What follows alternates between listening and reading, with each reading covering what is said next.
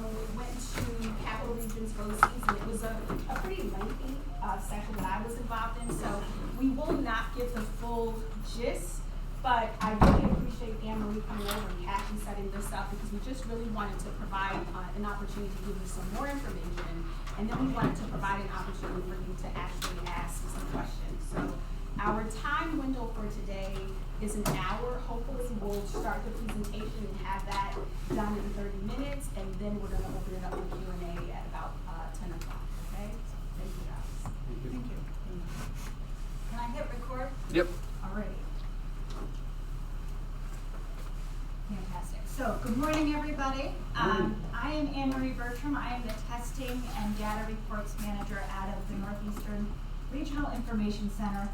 I could give you my other title that goes in there too, but it's too much.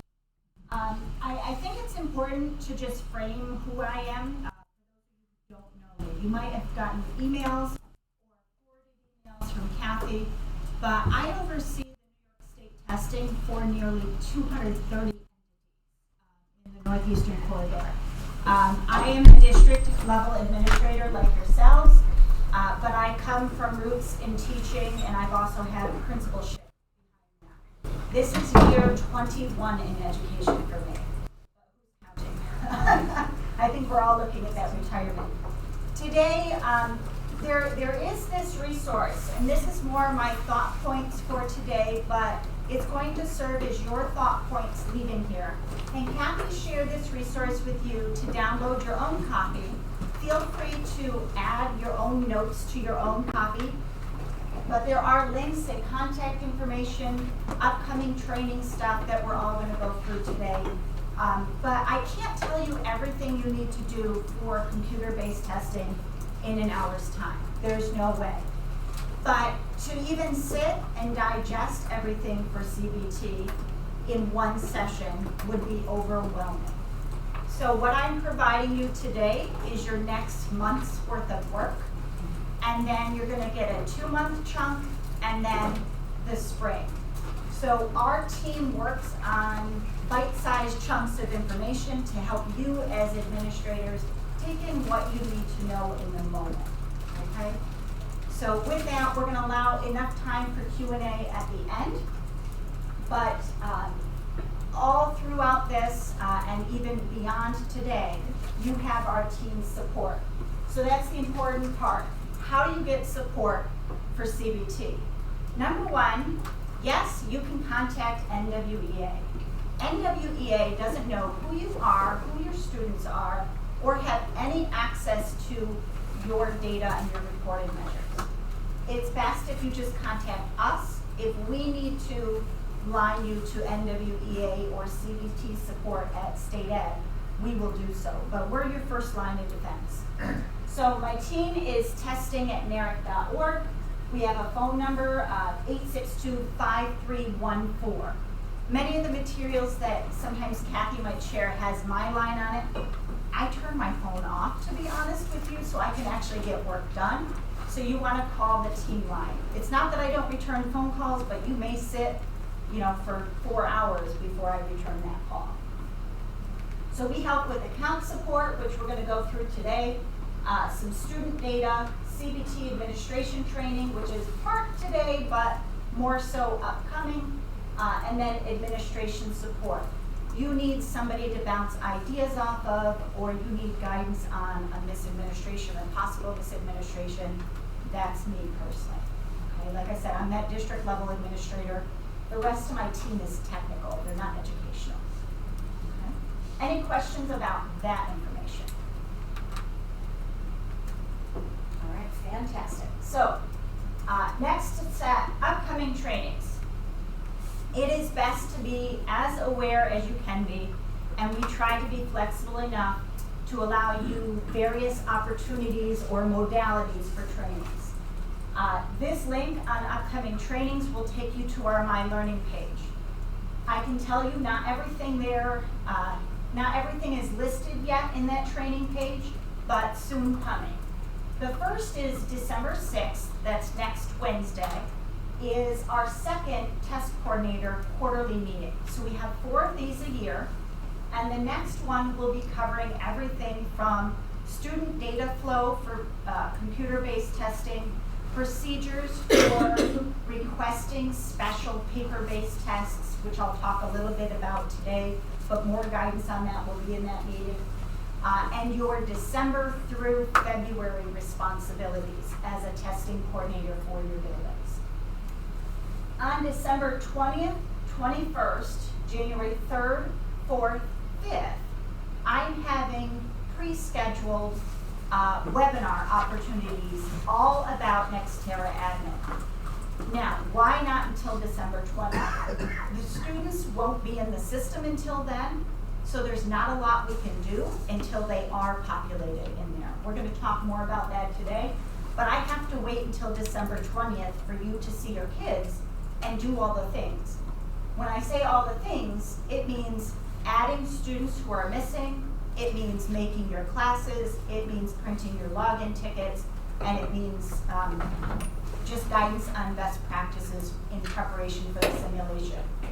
You'll do this once for the simulation, and then you do it all again for operational. So it is almost like 2 rounds of testing, but the simulation, I want you to not take it so seriously. I know, right? I just said that. Don't take the simulation seriously. I want you to treat it like a learning opportunity for yourself, for your teachers, for the kids. If they're all trained to be absolutely serious and quiet, you're not going to hear insights they have about the platform. You're not going to get the feedback you need to have this work better for you in the future. So simulation time is more for your tech folks to make sure your infrastructure is ready. That students know not to accidentally hit the escape key on their Google Chromebook versus the backspace button, because they're awful close. And I've fat fingered it before. It's just the type of keys compared to a normal keyboard. So there's a lot of opportunity there for learning and growth. So take the simulation with some flexibility, okay? But we'll get there. So those 5 sessions, one of them will be recorded, probably one in the new year because I do better 3rd time around. But with that regard, we always post our trainings on our YouTube playlist. So I joked about TED Talks and the fact I'm being recorded twice here, but I'm recorded every training that I do, okay? And it's to help you. If you have to leave partway or you can only watch it in bits and chunks, you'll be able to catch a recording within 48 hours of the sessions. That includes the December 6th meeting, it includes the meeting from October that we had, and it'll include at least one of those December trainings, because they're all the same. Oh, yeah. So each of those will cover your Nextera responsibilities and offer a Q&A opportunity. Okay. All right. All right, so those are some training things going on. Like I said, those sessions, the December 6th meeting is a 2-hour meeting, but I'm covering, the next 3 months worth of materials. These will be booked for 90 minutes, but it's more like 45 minutes of training, and the rest of the time is Q&A. Okay? For CBT, something that you need to be aware of is that the School of Instruction determines the testing for the students. So this is a huge shift from paper. Paper, you were responsible for all of the test booklets and then also all of the answer sheets. As we're shifting more and more groups to computer-based testing, there's less of that responsibility in terms of answer sheets, but students being populated into the system. The data warehouse will take care of all of that for you. But you still need to know where your students are because you have to know what data you're responsible for. So a student in the BOCES program is still your responsibility. You're the district of responsibility, but that student should be pre-populated into the BOCES CBT instance. All of your students who are enrolled in your schools, your elementary schools, your middle schools, they will be pre-populated as current as the date we pulled the data. The day we're going to pull the data is next Wednesday, December 6th. Okay, so that's the last day your enrollment will go through. And there is, and I'll talk about this more at the test coordinator training, but you're gonna wanna keep track of enrollment changes from after the data pull point until the first day of testing. So before the student data is populated, I'm getting a little ahead of myself. What we want to do is, there's 4 actions I'm gonna advise you on today. And the first is getting started with the students practicing their digital fluency standards.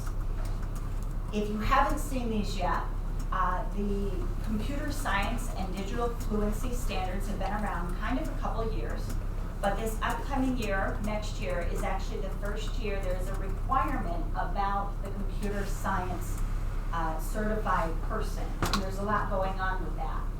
But the way the digital fluency piece of this is broken down actually aligns with the expectations in the computer-based testing platform.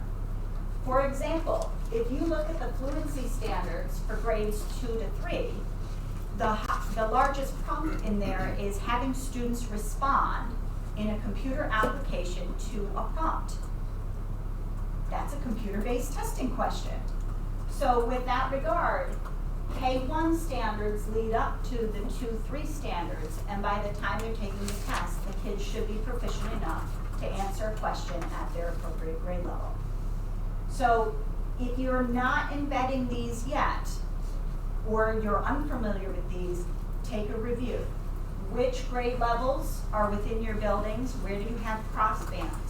This isn't in addition to instruction, this is in parallel to instruction. And I think that's a really important piece. The computer science part of this is a standalone component. There's educational pieces with that. Hence the requirement to have a certified computer science teacher, or an extension of a 10-year term for a teacher who has been teaching a computer science aligned course to that point. But the digital fluency, we are all responsible for, okay? So what does this look like? These are teachers, your teachers, having the ability to use the Questar practice samplers. Get them in there now. It's not the same as what the simulation will be. The simulation is going to be a brand new practice sampler that they're going to update for both ELA at each grade level, math at each grade level, and the new science 5 and 8. So those will be all new. So what they're practicing here is not the same as what they'll see in the simulation. This site will allow them the opportunity to preview, play with the tools, learn how it all works. The highlights, the note-taking, the toggling back and forth, the zooming in and out. Get all of that out of the way. New this year, the kids, every student will have the ability to change the color of their screen. So I don't know about you, I like inverted text. I like black background, white text. It's easier on my eyes that aren't getting any younger. And with that, all of my platforms for my work computer are in that reverse contrast. They're allowing that modality for all students now. It doesn't have to be an accommodation, but you better believe they're going to want to play with it. So why not offer it now before we get to the operational? The simulation can also be used. Other activities embedded every day, bell ringers, exit tickets, formative assessments, in-class practice. How can they get their hands on the keyboard more? So short responses. Do we use Google Classroom here? So Google Classroom, a bell ringer prompt in there, anything like that, where the kids have to type a response. Get them using their fingers on the keyboards. It doesn't matter if it's the quick hut and peck, as long as they're getting familiar with the keyboard functionality, as well as a mouse for the younger kids. Okay? Please. Just very quickly, is it in your sampler, I've spent some time in there, is it safe to say that the way in which you interact with those questions will be the scope of how you're going to interact with those questions on the real test? It is exactly the same. The toolbars, the functionality, the passages versus the questions, the layout is very much the same. The length is not. It is a truncated test, but there's a mixture of multiple choice and constructed response. And for the science, the graphs actually allow you in interactive graph mode. we're hoping to provide a little more instructional guidance around that. But literally you can take a bar graph and the kids are gonna have to adjust it based on the data table that's in front of them. Is that in the sampler also? Not, yes, but not in full context. There's more coming in the January sampler for that. Okay. So there are, in the sampler, you'll find 3 through 8 ELA, you'll find 3 through 8 math, and you'll find a couple samplers for grades 5 and 8 math, the new next gen. So, but as for the vast quantity of question types for science, it's not there yet. We were promised more resources about now. So somewhere there's gonna be a flood of science coming, and I just haven't seen it yet. Thank you. Yes. So let me share with you just a little bit. This is a lot of blah, blah, blah, but these videos I've included here. I put these videos out with my colleague Nellie last year. We did a brief introduction, we did a focus on ELA, and we did a focus on math. Some key highlights for your teachers to know and understand. But really, it's a preface. Don't be afraid. You can't break this sampler system. Go in there and try it out. Be familiar with it. We're hoping to add a science piece to this year, but I'm trying to get a science teacher who's also an instructional technology coach to provide that. I'm math. Nellie was ELA and biliteracy. You know, we can work together, but I wanted a science person for this video, so I'm working with our instructional tech team for that. Okay. Any questions about these resources in this first action with your teachers? I mean, really, it doesn't matter the system. There are other platforms out there, but I'm not sure what you use, what you don't use. NWEA has its own interim-based assessments. iReady is a good one, and I say good, but just meaning the kids would be typing in there if you use the practice, not just the interim. Educational Vistas has DataMate where you can create your own assessments. Castle Learning, just saw them last week actually at the NICE conference. They have overhauled their toolbars and they're more in line with what our kids will expect on the New York State test. So they look more like that. So Castle Learning is now 3 through 12. So we're seeing more there too. But it really doesn't matter. It doesn't matter if it's Word, if it's Google Classroom. It doesn't matter as long as the kids are practicing their digital fluency skills. All right, action 2. Can you get into your account? So I am not going to troubleshoot accounts today, but one thing you should have done or seen is an email from nytesting@nwea.org. New email address this year, so it's no longer ny3a@questar.ai. This is the new NWEA email. It's a welcome to Nextera email. It may have gone to your spam. If you got it, you should have set up your new password. Your passwords are reset every year. So even if you did the field testing last year, they wiped that all out and reissued you a temporary password. So that should have been to your email. If you've already set it, you want to try to log in for your first time this year. If you did not get that email, you're going to email my team at testing@narent.org and tell them you need your Nextera password reset. Your Rick acts as your super user for your systems. Okay? Please. So I'm not a building principal, I don't recall getting this. Should I assume that I would not? You should assume that you did not get anything yet, and I'll talk more about that. Okay. Yep. I just need a sip of water, excuse me.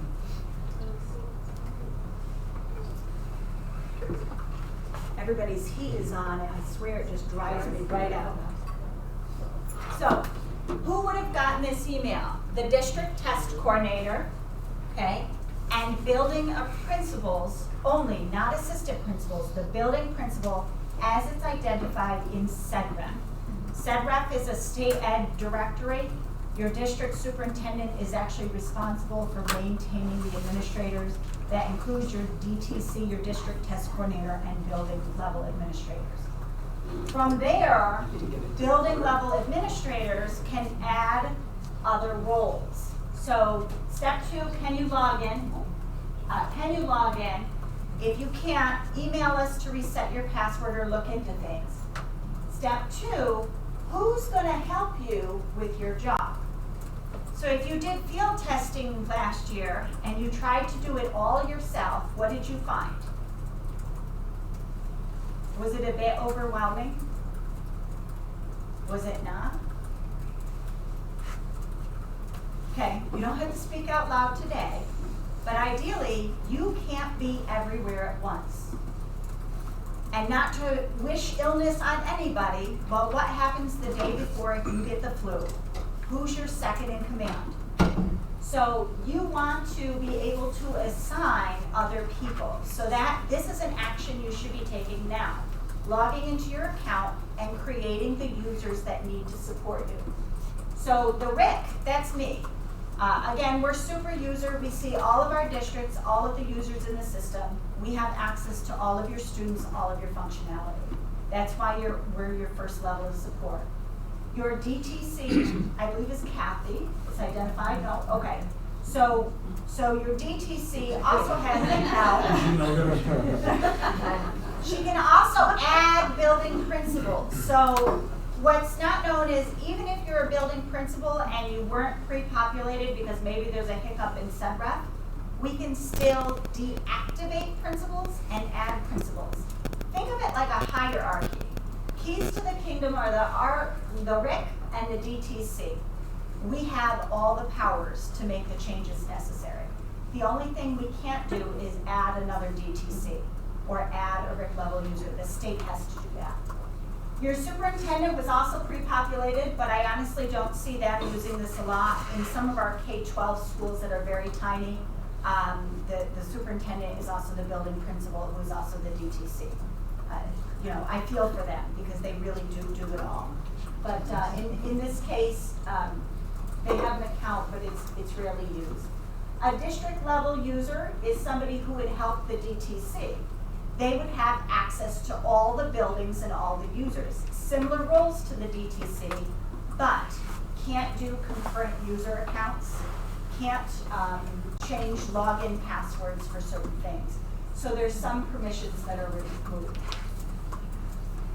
The DITC and the STC, District Technology Information Coordinator, and SITC, School Information Technology Coordinator, they will not have access to any students, but they can help you with tech readiness.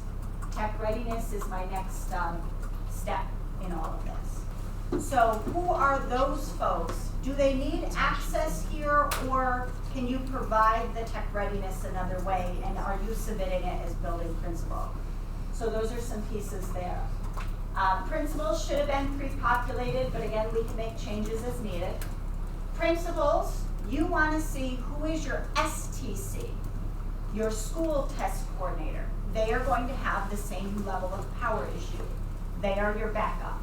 You can't have two principals in the system. So who is your STC? Okay.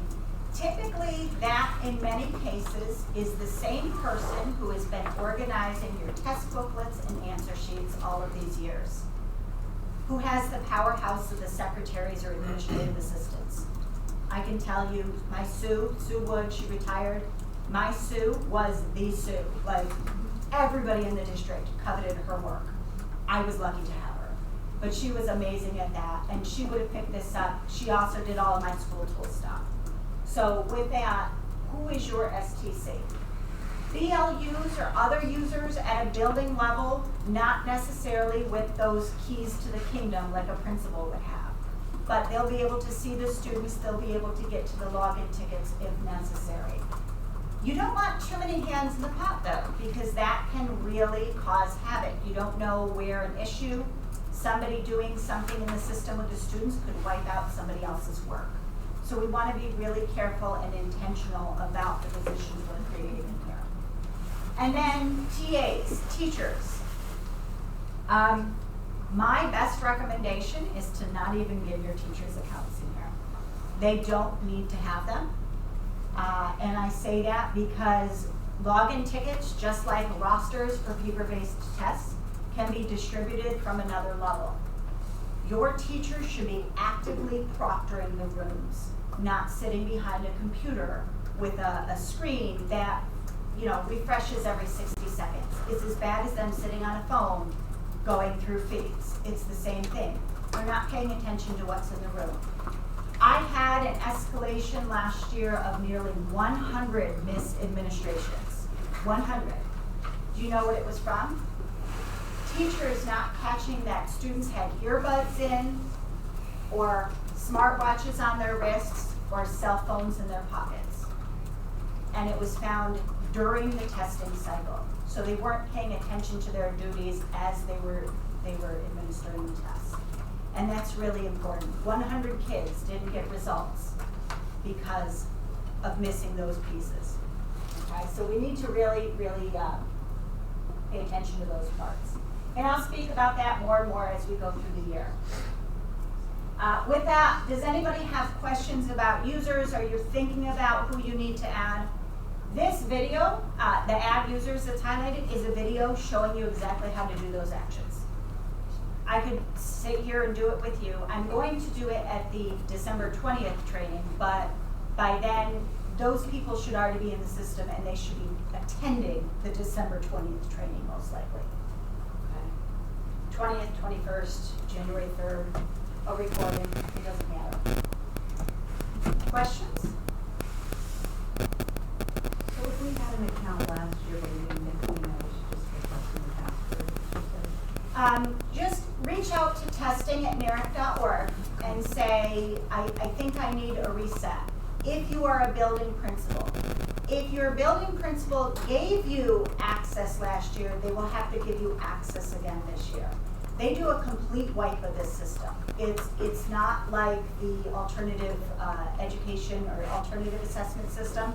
That one seems to maintain for some reason, and it's activated and inactivated in different ways. But this one, they just wipe it and repopulate with the most recent that's in SETREP. That's their protocol for data safety. My team can look into the accounts. Do you have an account? If not, they'll advise you who your principal is and the DTC that can create your account. We don't create accounts. We let the districts manage that. We just advise. Step 4 is submission of your tech readiness. So for field testing, you don't have to do this. For the simulation, it's not required. Anybody really could have practiced in the simulation last year. You could have had NAREC work with you to load students for that matter. But the tech readiness is a requirement for operational schools. And it's by school. That is very important. It is not a district level submission. It is by each of your elementary buildings, each of your middle school buildings. You all have to submit because your infrastructure might be different, okay? Now, there's a couple of resources here. Your Nextera installation and setup guide. This is your information tech coordinator, your building tech coordinator. This is going to be their Bible, their absolute end-all, be-all to the system in terms of setup. How do they kiosk devices? How do they push out the app? How do they refresh the app? So on and so forth. But they also need to do systems checks. So how can I test my network? They need to be checking all that. The Tech Readiness Quick Guide is a short blurb of that, but it's not the entire readiness survey. The entire readiness survey talks about, have you plotted out your schedule? Have you made recommendations on what's going to happen? Are you aware of the makeup window? And that it's extended this year. Do you know what I'm talking about when I say that, or should I preface that? I'll get to that in a minute. What devices are at your buildings? That's very specific because sometimes during the year, like Apple releases an update for the iPads that's no longer compatible for Nextera Secure Browser. So some districts have their iPads on an automatic update cycle, and that's got to be disabled at a certain point in the year because it's no longer, those updates won't be supported in testing time, and it could impact the students' testing ability. But by telling us what devices you have in your buildings that you plan to use, we know we need to reach out to you. You get on a mailing list that way, okay? I call it my hot lists. With regards to the scheduling, the flexibility is all there, and I'm not sure what the directive has been at the district level. I've made recommendations from the RIC as to what my dream cycle would be, because I can't do all the paper and all the computer at the same time. My team can't. Flexibility is great. I see it when we're all CBT, but not yet. We're not there yet. But with that regard, the window opens for ELA, math, and science, all three at the same time, April 8th. It closes May 17th. If you administer your ELA in the first 2 weeks, like that's your time, you still have a makeup window that goes until May 17th. So while flexibility is great, it just made your monitoring of those makeups a bit longer. The state is hoping to see definitely a reduction in the number of students who are absent entire test. It won't get away from refusals. That's a parent's right to refuse the examination. But they are hoping to get more data and more opportunity for students who are absent during those periods. Questions about the schedule, please. I'm just thinking about students who might enter the district during that testing window, and if there's a way for us to see if they've already confirmed that they've already taken the test or not, or how should we handle that? An amazing question, and probably one of the most fluid and active pieces of CBT is a transient population. Each year I've been doing computer-based testing, the number of transfers the RIC has to do has doubled. Last year it actually tripled from the year before. I can't wait for this spring, okay? But all joking aside, what do you do? In the system, when we're transferring a student from one NARIC district to another, we can only transfer exams that have not happened yet. So when we go into the system to pull the kid, it will only populate, if they've already taken ELA, it will only populate math and science for you. What if you already gave math and science? They just came into your makeup window. Okay, so you are still responsible for them. So there's a day 1, day 2, day 3. Day 1 is Beds Day. And typically if a student is enrolled with you on Beds Day and they're enrolled the first day of administration, they are on your accountability reports. It's the 1-2 rule. If they're not enrolled with you on Beds Day, but they're enrolled with you for the first day of testing, or by the end of the makeup period, they count in your participation, but not in your accountability numbers. So they'll help you in some areas, but not everywhere. So it's an interesting piece with the accountability, but that's the key. We can transfer. What if they came from a school that's doing paper? So we're talking grades 3, 4, 6, 7, because 5 and 8 are mandated, with the exception of students with special ed or alternative language needs, and we'll get to that. So there is still possibly the need to go back and question the school prior, okay? We will do our best to help you if it's a transfer.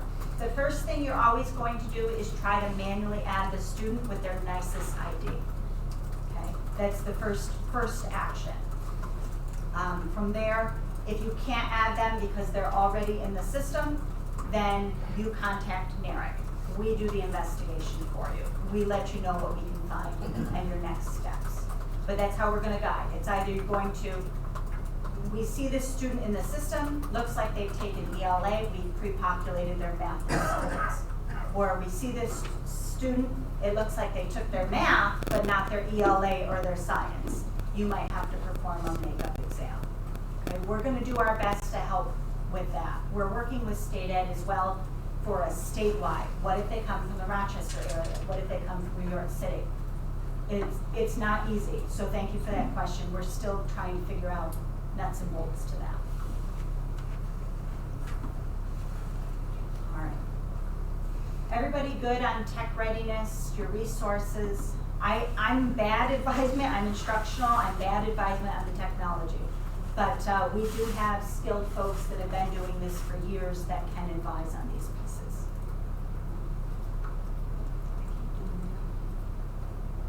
All right, so student data is being pulled on the 6th for population into the secure browser on the 20th. So those 4 actions I just gave you are what you're doing right now. The next stuff I'm going to talk about is what you're going to have to do before the simulation happens. There's not a lot of time, and unfortunately, or fortunately, we have a wonderful Christmas, Hanukkah holiday in between there, but there's still responsibilities we want to make sure we have in order before the simulation. The simulation is a window of January 17th to the 27th. Okay, so you want to have everything ready depending on when your district has chosen their days, day or days, before the 17th. Especially if you're also responsible in any way, shape, or form for the regents in January. Okay. So let's take a look at this.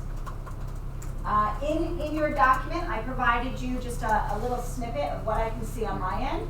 This is all your schools, and this is about the number of students I'm expecting to be loaded into Nextera admin. So what does this mean?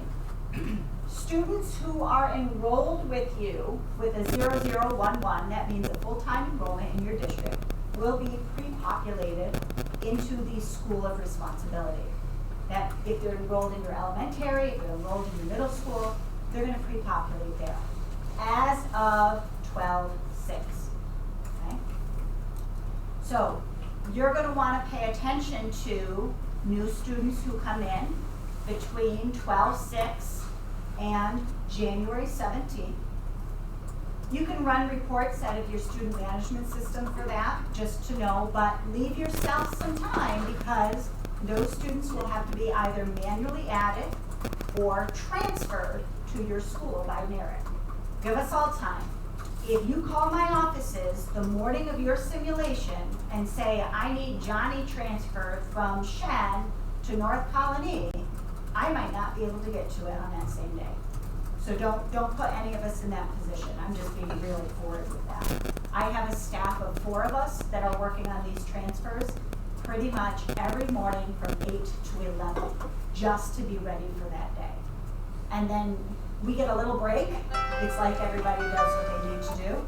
And then 3 o'clock, more emails start coming in because all the kids are gone from school and you've sat back down at your desk and are making the request for the transfer for the next day. So like I said, we went from about 150 to 300. We had 780 transfers last year. It's a lot in just a short period of time. So this is what we're currently expecting for your enrollments. You're going to need to review these kids, add those that need to be added, transfer those that need to be transferred, so on and so forth. If you are not familiar with the NYSIS ID, you need to get familiar with it. It is the only ID the system will take anymore. The local ID is no longer required. So the NYSIS ID is a state unique ID that's assigned to every student. And most student management systems do have it populated somewhere in their platform. What does North Colony use? Infinite Campus. Infinite Campus? I know Infinite Campus has it, I'm not sure where, and they have it if you are loading it from the file we provide out of the RIC. So that's an interesting piece. I know I know you've used it before, so we use NYSIS IDs a lot for the alternative assessed kids, okay? So where do you get your NYSIS IDs? That's something you'll want to find out. If you need guidance on that more specifically, we can work with your district data coordinator. Grade levels, very, very, very important. The grade level is what populates the student's grade exam, okay? If they are in 4th grade, it's going to populate a 4th grade test. If they are a student with disabilities, that there are some dates of birth. If they are ungraded but not NYSA eligible, there's interesting rules about that. So enrollment plays a very important key, and to know it's the district or school of responsibility that triggers this. Last year had 3 misadministrations because the district of responsibility, the school of responsibility, had the wrong grade level of a student who attended a BOCES program. The BOCES had them as grade 4, the district had them as grade 3, and the IEP actually said grade 4. But the communication between the BOCES, who is doing the IEP for the student, and the district, who is responsible for that student, didn't happen. 3 kiddos had misadministrations because of that. So you want to pay attention to those. Alternatively assessed students should be excluded from this poll. So let's make sure those students are identified how they need to be identified. And a lot of this is just you coordinating with your district data coordinator. Students with IEPs, okay? As building principals, I'm sure you have many CSE chair meetings that you sit in for a year. I used to do them a day at a time. I loved my CSE chair. She was very organized, very good. But she would block me from 8 in the morning till 4 in the afternoon some days of the year. And those are hard days. It's a lot of information. But make sure you have the most up-to-date IEP in place. Make sure that you know when the annual review meetings are, especially for the next few things we're going to talk about. Because these special situations for IEPs trigger different parts of the system to do different things. And if they're not right to begin with, it's a form reset or possibly a misadministration, depending on how much of the exam the student does. So it's good practice to get into the habit of reviewing this stuff, even for the simulation. So testing on paper, especially for grades 5 and 8, but more importantly, since you're 3-8 CBT this year, who has a must test on paper in their IEP? There's a couple pieces to this. You're going to have to request a paper answer sheet because we're turning off all your exams based on your order. You told us you're all CBT, we're just turning off all your buildings. It'll be special request after that. That way you don't have paper and computer to try and balance out. Okay? So testing on paper must be on the IEP now. We're not going to check it, but if, let's say, one elementary, all of their 3rd grade request paper, 100 students testing on paper is going to wave red flags at state ed during no audit time. Okay? Tests read. You should have ordered paper-based booklets to have on hand for test read kids. But some considerations are these going to be text-to-speech, the computer reading to the student, or a human reader? Some of your students may be very reliant on a one-to-one aid that they have. That aid does everything for them, including reading tests. The simulation is a great place for them to check. Does the text-to-speech audio, is it something they can listen to free up some humans to move about the room if they need to? So that's an important piece, knowing who those kids are between now and simulation time. Speech to text is brand new. Haven't even seen it yet. It's going to be shiny out of the box for the simulation. I am advising, and this is after a lot of thought, I am advising that any student with a speech to text, you test them on paper this year as you've done for all the years prior. So if they're using Google to dictate to, or Microsoft Word with the dictation now to type out their responses for that speech to text part, and you print it and put it in their constructed response booklet, keep doing it that way this year. But use the simulation to test out this functionality. It's going to be the first time we see it.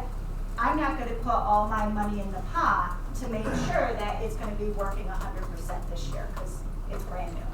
Does that make sense? I'm the district student data person. Do the accommodations that does not get pulled from our, No. level 0? No, so level 0, make sure your 0220, your alternatively assessed are in there, and your 0231, your L eligible. Because those codes will trigger different things, especially for the nicest slot. But those two have to be in there. These are for the CBT system, and we'll only tell it what type of test to give. So testing on paper, tests read, text to speech, those all generate what's called Form A. Form A is especially designed so that the questions that the kid sees on the computer are in the exact alignment to what's in the paper booklet. So they match 1-to-1. So it's triggering something in the system. The speech to text, again, is brand new, but I think it's going to trigger that Form A as a precaution. But you cannot, without state ed's approval, take a kid from computer and just put them on paper if they already started the exam. There's a lot of issues with that, so I'm advising keep these kids testing on paper this year. Okay, and then we'll see how that plans out. I'm gonna go here first, hold that question. Beth, you wanna go first? Beth, you wanna ask first? I'm asking about text. It's probably the same thing. So when we enter their accommodations into the system, you're advising that we mark it testing on paper, but traditionally I would mark it speech to text. No. So testing on paper is, they're totally testing on paper. That's not in this system per se. As an option. But you wanna know who those kids are, because you actually have to, they will pre-populate in the secure system, and you have to mark testing on paper after the fact. Okay. On my answer sheets, there's nowhere to say taking CBT. It's a sticky note right now. They still won't give me that bubble, but we'll get there, or not, because they're all gonna be CBT at some point in time. But testing on paper, you are going to have an action for operational that you have to mark those kids, so you have to know who they are. The tests read, whether it be text to speech, human reader, speech to text, those ones, you're gonna be marking in the CBT system for simulation and again for operational. So for operational, I'm gonna mark them speech to text, but you're advising that they test on paper. Yes. Okay. And even if you mark them as speech to text, we're gonna start with the simulation. That's triggering the capabilities for speech to text in the system. During simulation, let them experience it. Let's see how, let's rock this system and see how it works. Okay. So look for those kids, because you don't always know exactly who they are. You're not working with your SPED population unless you're the SPED director for your school. So if we've already ordered the exams online through New York State Ed, Yep. we need to figure out who are speech to text kids and then order the paper exams, because I didn't order the paper exams. If you need additional supplies, you're gonna actually contact that NY testing at NWEA and ask them to add to your order. But yes, Okay. if you didn't cushion yourself enough. When you order test read copies, they actually send you two, one for the student, one for the human reader. If you're doing a human reader, but they're taking the test on computer, you don't necessarily need those two copies, so you might have some extras floating about anyways. But review those numbers, and if you do need extra quantities, reach out to NY Testing at NWEA. Identify who you are, your build-in beds code, and the specific quantities of, you're gonna order test read copies again, but how many more do you need? I know this doesn't apply to me anymore, Davis, but just, if you're saying speech to text should take a paper test, This year. and then it says testing on paper needs to be identified on the IEP. So anybody who has speech to text, we also need to add before the test. The state isn't going to come after They a don't care. speech to Okay. text kid. It's large quantities of testing on paper where they should be taking CBT. In case in point, one of the first years CBT was happening, a district identified they were gonna be CBT for a whole school. They had a large quantity. They were allowing parent choice. They got nailed. So keep that in mind, that's why. It's not a parent choice, the modality, it's what your district is choosing. We're choosing the right platform for the student with these caveats. Please. So we can assume then that all kiddos should be taking it on the computer unless it specifically says on their IEP testing on paper? Yes. Okay. Or you fall into a speech to text, Okay. or, a little bit more, alternative languages and scribes. So big change this year, your alternative languages aren't allowable for ELA, okay? So we're talking math and science. They are no longer going to be translated in the computer-based testing platform. So prior to this year, you could choose, say, Spanish, and the student on the computer would see a Spanish translated copy. What was happening is the wrong languages were chosen, or the language wasn't chosen at all. The district didn't order the appropriate copies. It ended up being a hot mess between state ed and some districts. So what they've suggested is we're just providing the English copy on the computers. You will order your alternative languages on paper. What you want to determine right now is, can that student, and this is a difficult skill, especially for a student who is not fluent in the English language, can they go from their translated copy and English copy, because they'd have both in front of them, to the computer? They have to translate their answers and thought from here to here without making a mistake. What's the best testing environment for these students? Your ESL teachers, your L coordinators, they would know those decisions best. But it's time to start thinking about that now. Use the simulation as an opportunity, or the sampler. You know, get them in there today. See if they can do it. For the simulation, they are going to provide translated copies that you can print off, just like they're going to do for the operational, so you can practice it.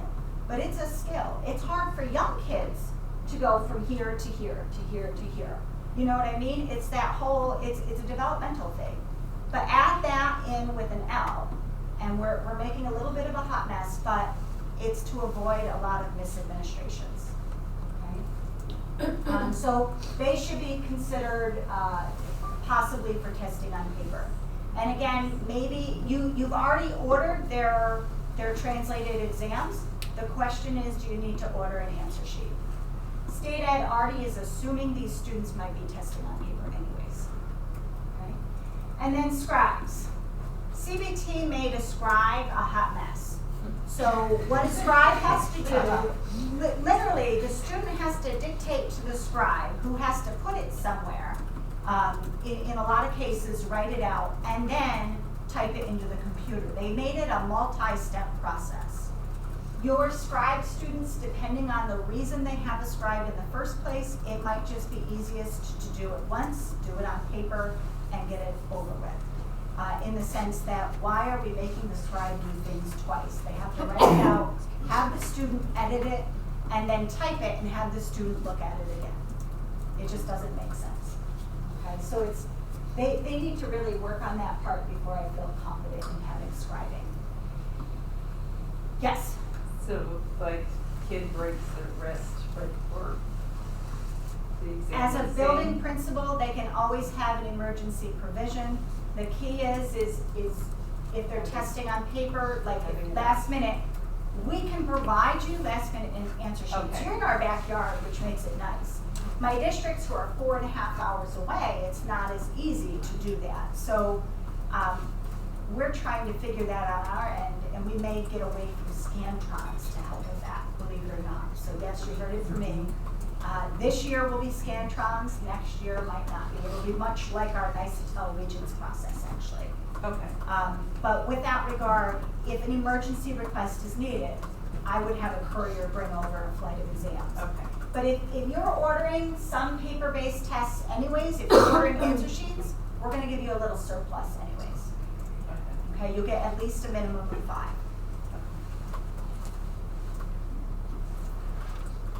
Other wonders, questions? See, and this is only less than an hour, right? less than an hour in the training. Although I'm close to the hour. So these are all the things that come after December 20th. This comes at the trainings December 20th, 21st, January 3rd, 4th, 5th. I'm going to help guide you through all of these pieces. So you have enough to do up to that point. Your resources, the CBT support can be overwhelming, but we provide a lot of guidance from there. Here's how you log into NextEra Admin. And then the last one is the installation guide again, just so you have a reference for that. That's it. That's all I'm going to give you today.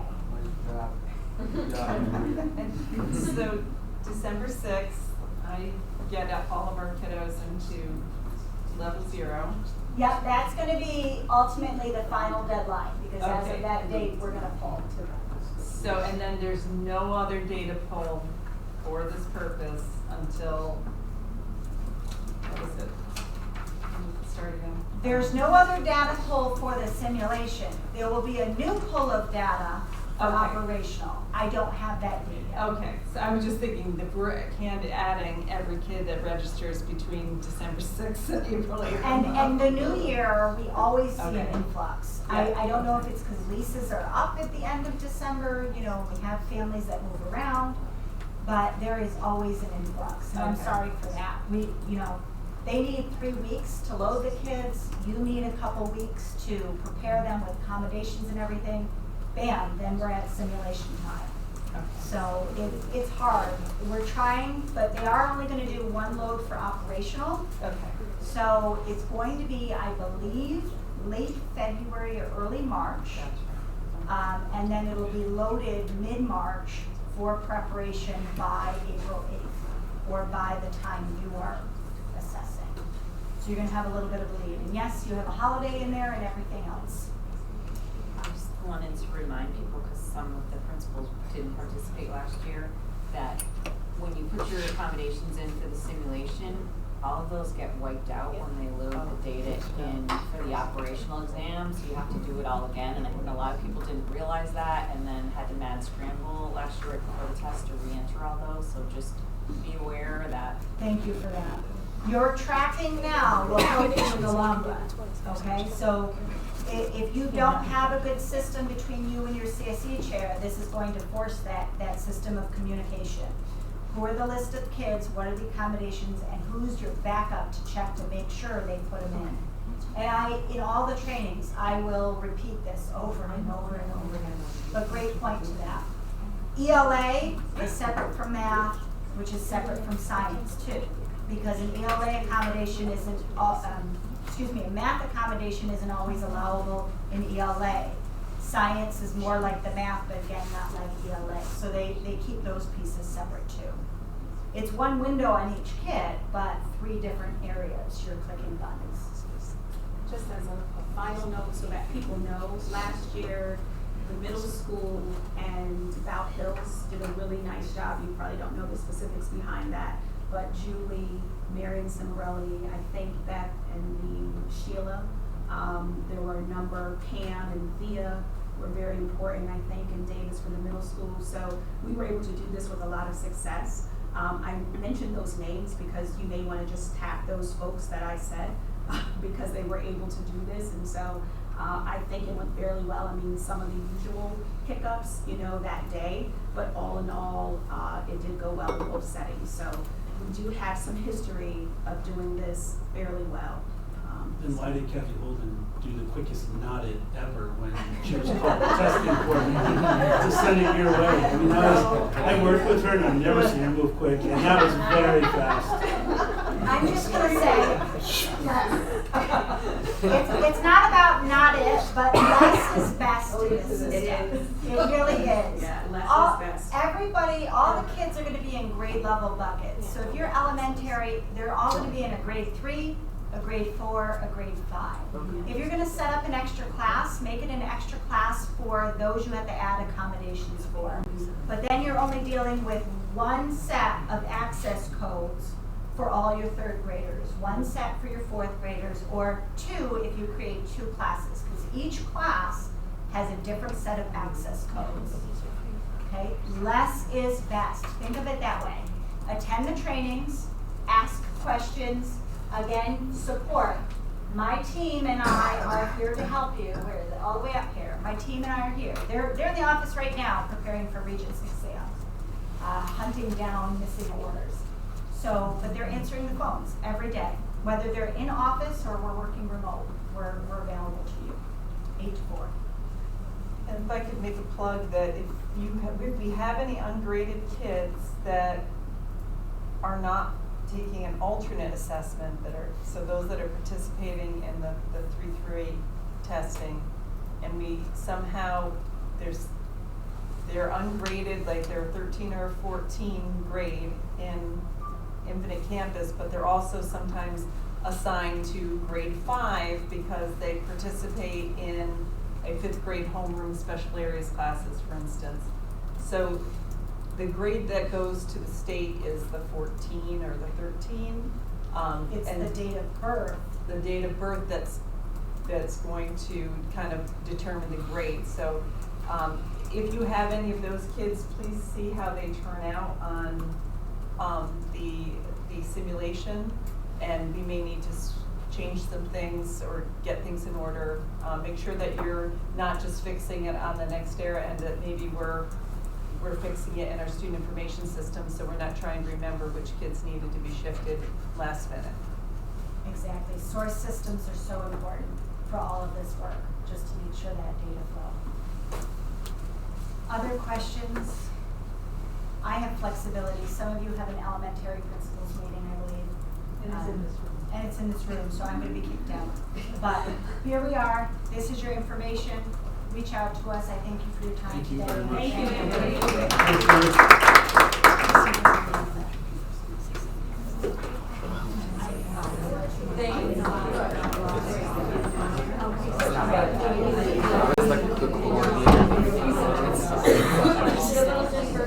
I just sent out that sample sense of how it works. It's just more of a change. That's the hardest part.